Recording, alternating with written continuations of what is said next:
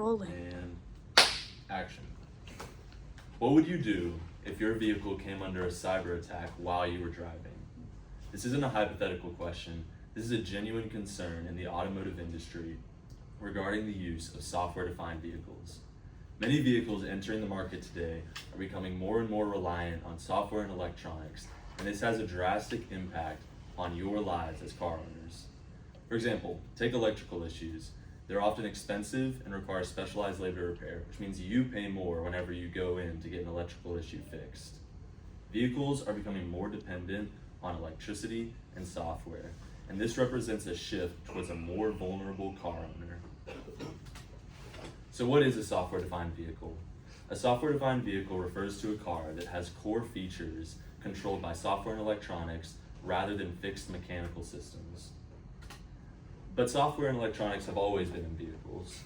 A study done by Synopsys found that it took about 50 years for cars to go from having a few thousand lines of code to having about 300 million in the average vehicle today. Cars have always had stereos and engine control units, but now we're seeing widespread use of software to control basic interactions between the human and the vehicle. This represents a very drastic shift in how you as a car owner interact with your vehicle on a day-to-day basis and for things like repairs and maintenance. But how will this affect you specifically? I assume a lot of you own cars, and one of the biggest ways that this changes your life is in repair and maintenance schedules. Mechanical issues occur on predictable schedules. You know to get your oil changed every 5 to 10,000 miles. You know to replace your timing belts about every 100,000 miles, unless you want to risk critical damage to your car.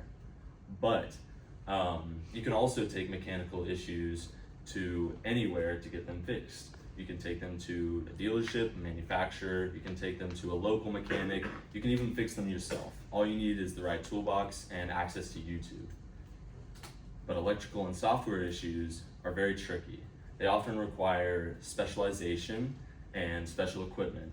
Some manufacturers like GM even require that you get software updates and some electrical issues fixed directly from them within a specific amount of time, otherwise you void your warranty.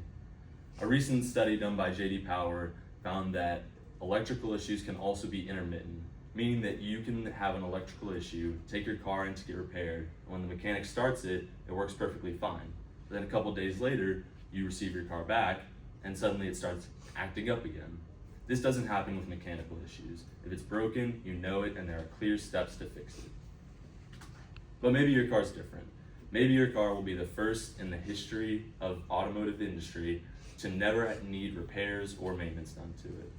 Even so, there are dangers to software-defined vehicles that are inherent to them that are not reflected in traditional vehicles.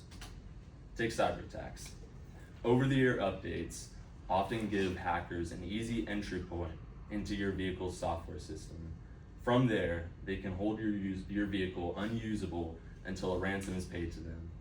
A recent study done by Randstad Digital has found that hackers can even disable your braking and steering systems remotely while you're driving the vehicle. Imagine if that happens whenever you're on Texas Avenue or in a school zone. I hope you think about that. Even if a hacker doesn't gain entry into your system, automatic control systems such as your emergency braking or your automatic lane assist can often be dangerous. Monday of this week, our roads were relatively clear, but our bridges still had a layer of ice on them. Computers are not good at handling temporary changes in conditions like this. It may register a loss of traction that requires a steering input or a change in acceleration, whereas a human driver knows all you have to do is simply not make any quick inputs into the system and wait for yourself to regain traction on the other side of the bridge. Either way, your vehicle, if it's software controlled, will make a decision that you have to react to in order to keep yourself safe. There are a few things I want you to take away from this. Number one, software-defined vehicles are replacing traditional vehicles as the default market option in today's car economy.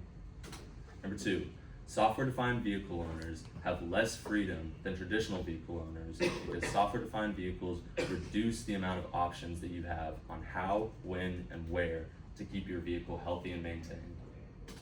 Number three, computers can be hacked, and even a working computer shouldn't determine how safe you are. Vehicles are becoming more and more controlled by software and electronics, and as they are, vehicle owners are being more controlled as well. So I want to ask you, how safe do you want to be, and how free do you want to be? Thank you.